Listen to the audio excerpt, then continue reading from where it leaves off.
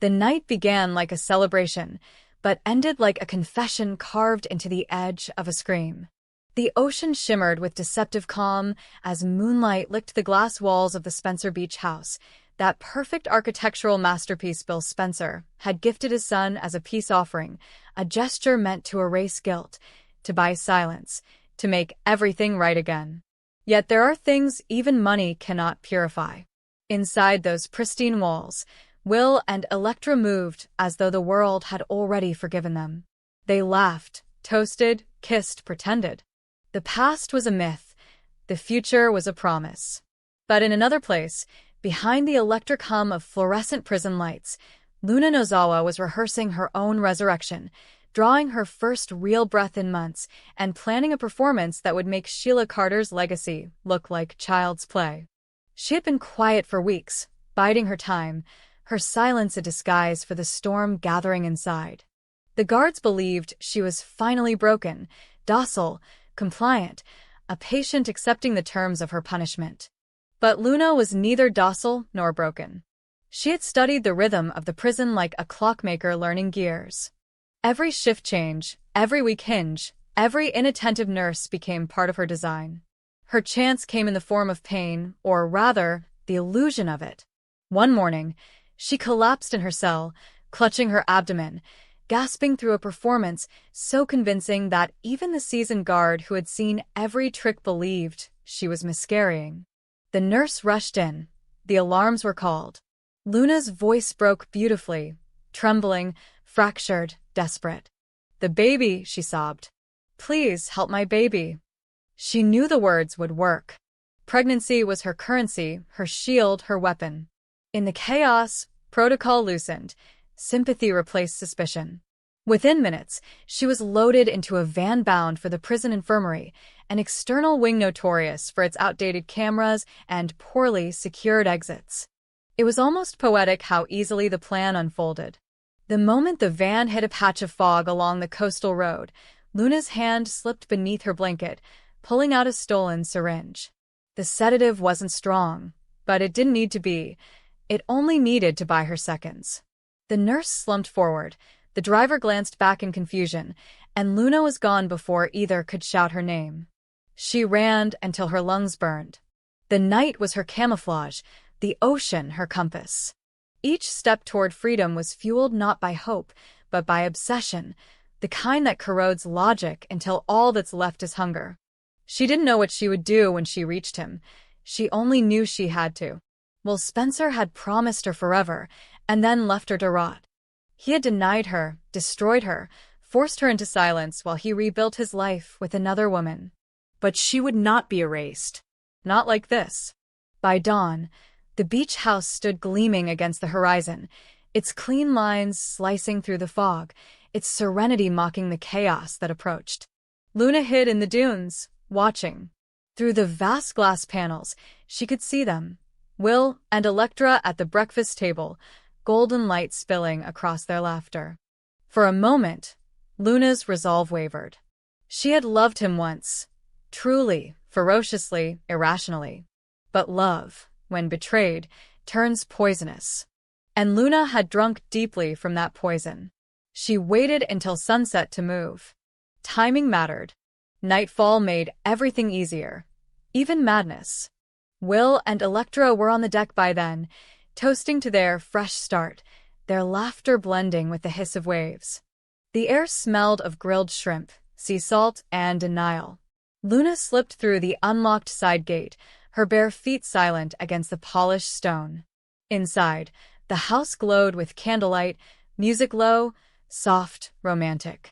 She moved like a shadow through the hallway, her hand pressed against her abdomen.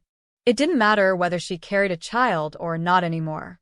What mattered was that he believed she did. The illusion was her weapon, and she wielded it with surgical precision.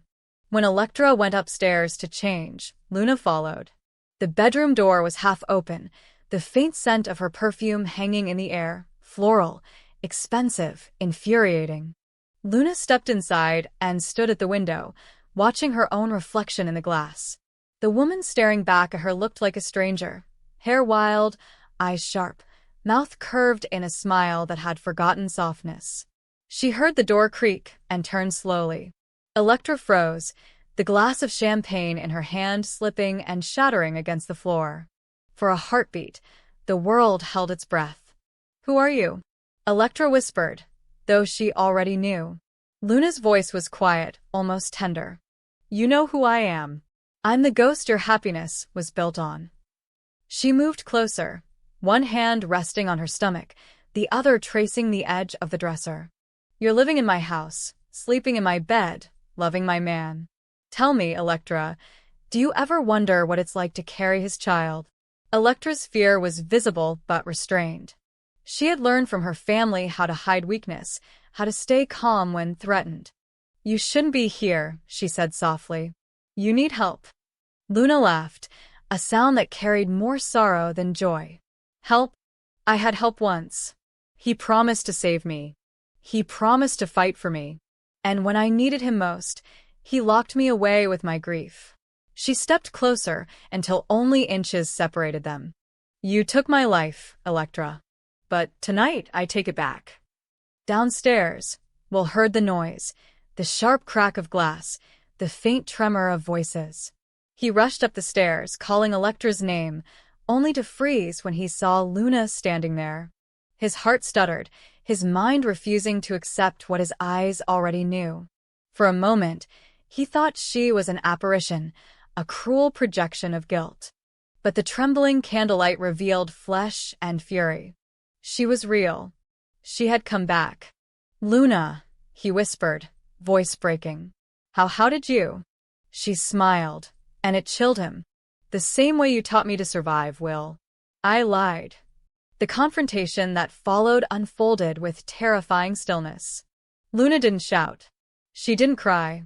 She simply laid out her terms with the calm precision of someone who had rehearsed them countless times.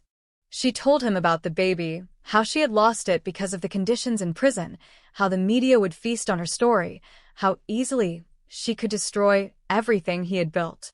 "Unless," she said, tilting her head, "you tell them the truth. That you still love me. That you'll leave her." Will's blood ran cold. Electra stood behind him, pale but steady, her hand trembling against his arm. "Luna, please," he said carefully. "We can fix this. You don't have to do this." She laughed again, bitter and beautiful. "You think this is about fixing? This is about remembering. You made me invisible, Will. You buried me alive in that prison. Now you'll dig me out with your own hands." Her words hit him like waves breaking against stone. Every lie he'd told, every secret he'd buried, rose up to drown him.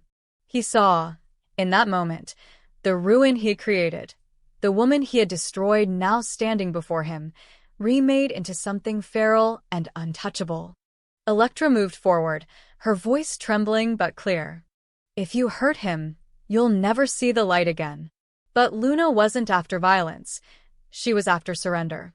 She held up her phone, already recording. "Then tell them, Will. Tell the world. Tell them who the villain really is. Or I'll tell them myself." Her voice lowered, dangerous. "One post, one video, and the world will believe I lost our child because of you. Do you really want your father to read that headline? Spencer irresponsible for woman's miscarriage behind bars. You know what that will do to you, to her, to all of them." The silence that followed was suffocating. Will looked at Electra, then at Luna, torn between the woman he loved and the past he couldn't escape. His mind raced. Every possible outcome led to loss. If he defended Electra, Luna would destroy them publicly. If he sided with Luna, he'd be chained to her madness forever. Freedom had never felt so fragile. "Choose," Luna whispered. "Her happiness or your truth." For a long moment, Will said nothing. Then, with a voice that sounded nothing like his own, he whispered, "Luna, stop." But she only stepped closer. "Say it," she hissed. "Tell her you're leaving her." Electra's eyes filled with tears she refused to let fall. She could see the fear in Will's eyes, not fear of Luna, but of himself, of the cowardice he might become. She reached for his hand, but he stepped back, torn in two. The man who had once sworn he'd never be his father now stood paralyzed, trapped in the same moral rot. The decision came not as a shout, but as a whisper that shattered the air. "I won't let you hurt her again," he said, and in that single sentence sealed his fate. Luna's face went still, her expression unreadable. Then the phone slipped from her hand, clattering to the floor. "So be it," she said softly, eyes glinting with something between sorrow and fury. "You've chosen her. But don't think this ends here." She stepped backward, slow, deliberate, like a storm retreating only to gather strength. "You can protect her body, Will, but you'll never protect her name." Before the police sirens reached the shore, she was gone again, swallowed by darkness and the crashing sea. Will stood motionless, his pulse hammering in his throat. Electra clung to him, trembling, both of them knowing that victory and destruction had become indistinguishable. In the days that followed, the news spread. The escape, the intrusion, the footage of Luna standing in the bedroom, hand on her belly, whispering about betrayal. The media devoured it. Headlines painted her as both victim and villain, saint and sinner. Public opinion divided, and for the first time, Will understood what it meant to lose control of one's own story. Electra tried to hold the fragments of their life together, but the cracks deepened with every whisper, every headline, every message that began, "Did you see what she said?" Will withdrew into silence, haunted not by fear of Luna's next move, but by the knowledge that part of her madness had been born from his cowardice. And somewhere beyond the coast, Luna watched the chaos she had unleashed with quiet satisfaction. She knew she had lost the man, the child, the home, but in destroying their peace, she had won something greater. She had forced them to remember her name. Weeks later, Will returned to the beach house alone. The ocean was calm again, the light golden and forgiving. He stood on the deck where it had all begun, the memory of Luna's voice echoing beneath the sound of waves. "Choose," she had said. And he had chosen, but the cost was written in the hollow of his chest, in the silence between each breath. Inside, the house still smelled faintly of her perfume, that mixture of salt and fear and longing. He picked up the shattered phone she'd left behind, the recording still unfinished, the last seconds nothing but static. For a moment, he considered deleting it, but he didn't. He simply set it down, walked outside, and let the ocean wind take what was left of his soul. Because love, he realized, doesn't die when it's betrayed. It decays, it mutates, it turns into something unrecognizable, and sometimes it returns, wearing the face of the woman you once promised forever. And somewhere out there, in the shadows of another escape yet to come, Luna smiled, knowing the truth no one else could, that freedom wasn't the absence of walls, but the power to haunt the ones who built them. The horizon bled gold and silver as the Pacific stretched endlessly beyond the gleaming decks of the Spencer family's newest beach house. The waves came and went with lazy confidence, carrying whispers of renewal that Will Spencer desperately wanted to believe in. It was supposed to be a new beginning, not just for him, but for the image he wanted the world to see. The heir who finally had everything. A legacy, a home, and a woman beside him who smiled as though nothing dark had ever touched their lives. Yet beneath that idyllic surface, the shadow of a past that refused to die drifted closer with every heartbeat, and somewhere far from the ocean breeze, a broken soul named Luna Nozawa was plotting the impossible. In her narrow cell, the air was thick with disinfectant and despair. Luna's once luminous face had paled into the color of stone, her eyes sunken not from tears, but from sleeplessness. She had long since stopped asking the guards for news of the outside world. Every headline was another reminder that her life had collapsed in full view of everyone she once knew. But that morning, something changed. A new inmate had smuggled in a tablet, cracked and half-functioning, yet capable of showing fragments of social media. For Luna, it was a window, small, distorted, but still a glimpse into the freedom she had lost. When she typed Will's name into the search bar, her heart stuttered before the screen even loaded. And then she saw it, the photograph. Will and Electra standing in front of a gleaming modern beach house, bathed in sunset light, their arms around each other. The caption read simply, "Newdigs, grateful beyond words." It was the kind of post meant to look effortless, casual, charming. But to Luna, it was a knife. Her vision blurred as she stared at Will's smile, that familiar half-curve she used to wake up to. She could almost hear his laugh, the warmth in his voice when he once told her she was his future. Now that same voice, or the echo of it, seemed to mock her from behind a screen she could not reach through. Rage came first, quick and electric. But beneath it, something colder pulsed, the knowledge that she was being replaced, erased. That somewhere in the luxury of that ocean view, the man who had promised to fight for her had already moved on, not just with another woman, but with her entire life. Will had everything she had dreamed of, while she was left in the ruins of her own mistakes. She whispered his name like a prayer, or perhaps a curse, and the echo that returned was hollow. Meanwhile, at the beach house, the morning began like a glossy advertisement for perfection. Electra Forrester moved through the open-concept kitchen in a flowing white robe, her hair cascading down her back, the soft hum of music blending with the sound of waves. She loved this house already. Its glass walls, its endless light, the sense that the world itself bent toward them in admiration. Will came up behind her, wrapping his arms around her waist, pressing a kiss to her shoulder. "You realize," he murmured, half teasing, "I'm officially the luckiest guy in the world." She smiled, tilting her head back into him, believing for a moment that he truly meant it. But somewhere inside him, a flicker of unease refused to die. Will Spencer had inherited many things from his father: ambition, charm, and the art of hiding fear behind confidence. Yet unlike Bill, he lacked the cold detachment that allowed men like that to move through life unscarred by conscience. Will wanted to be good. He wanted to believe his happiness hadn't come at someone else's expense. And yet, every time he looked at Electra, he felt the faintest shadow of guilt tug at the corners of his thoughts, a whisper of the woman he had abandoned when things became too complicated, too dangerous, too real.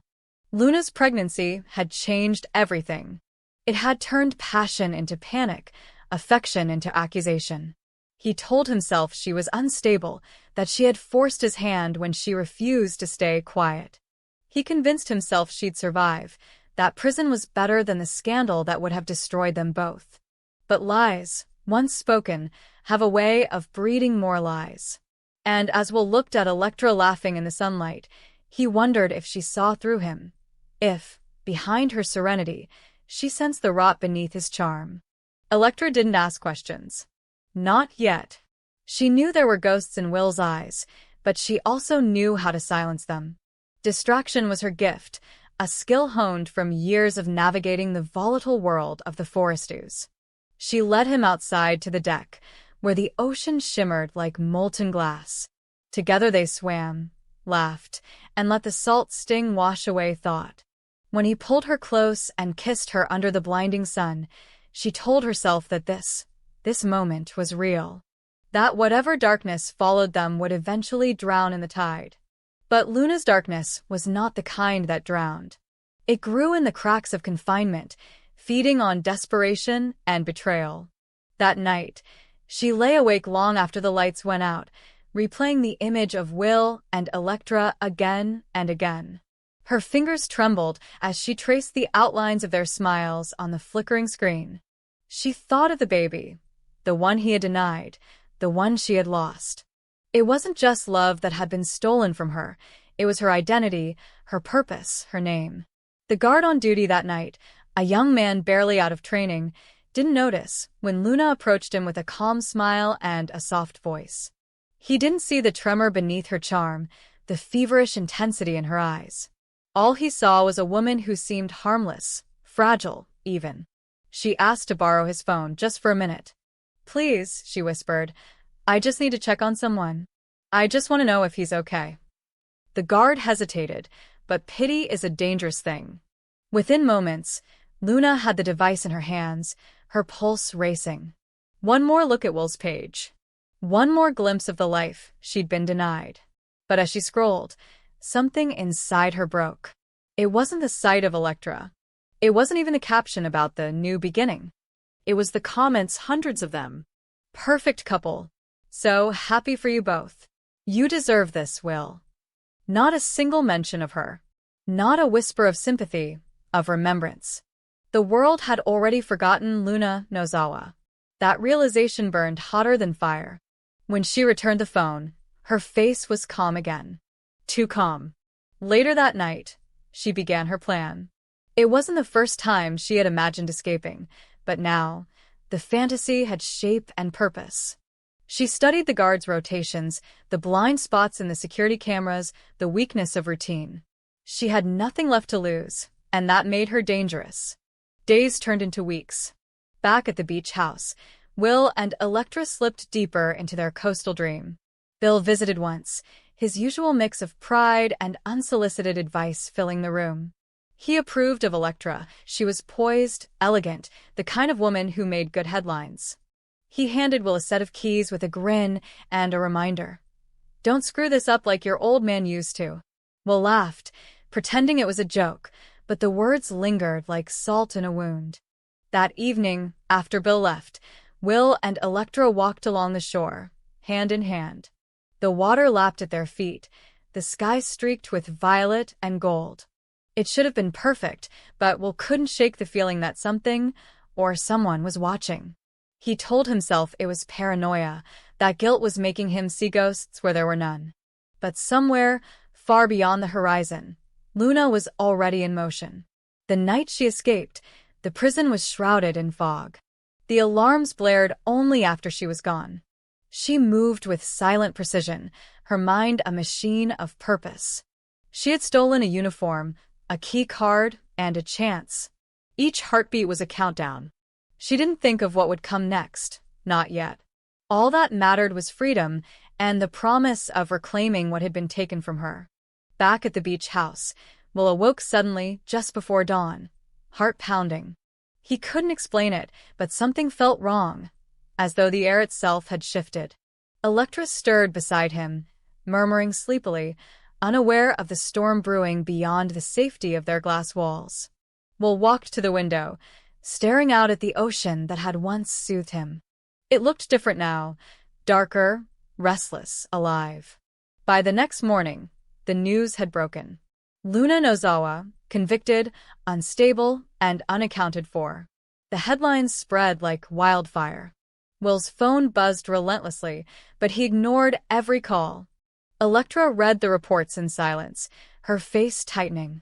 She knew better than to ask questions he wasn't ready to answer, but the truth was already weaving itself into her mind. As police cars began patrolling the area, Will tried to reassure her. He said Luna was gone, that she wouldn't come near them, that she wanted revenge on the system, not him. But deep down, he knew better. Luna didn't care about the system. Luna cared about him. She always had. That night, the house seemed to hum with unease. Every creak, every flicker of light felt amplified. Electra sat on the couch, clutching a glass of wine, while Will paced near the window. The storm outside had grown, waves slamming against the rocks like fists. When the power finally went out, they both froze. And somewhere in that darkness, Luna stood at the edge of their property, the sea wind whipping her hair across her face. The sight of the house, his house, filled her with both longing and fury. She could see shadows moving inside, laughter faintly audible beneath the roar of the ocean. She had imagined this reunion 1,000 times, but now, standing there, it felt surreal. She wasn't the woman who had loved him anymore. She was something else entirely, the sum of all the pain he had left behind. As lightning split the sky, Luna moved forward, her footsteps silent against the deck. The door was unlocked. Typical of Will, careless in comfort. She slipped inside, the scent of sea salt and cedar filling her lungs. Her gaze swept the room, every detail both familiar and alien. Then she saw them, Will and Electra, framed by candlelight, frozen in shock. For a moment no one breathed. Will's voice was the first to break the silence. It was soft, almost pleading. But Luna didn't want words. She wanted acknowledgement, to be seen, to be remembered.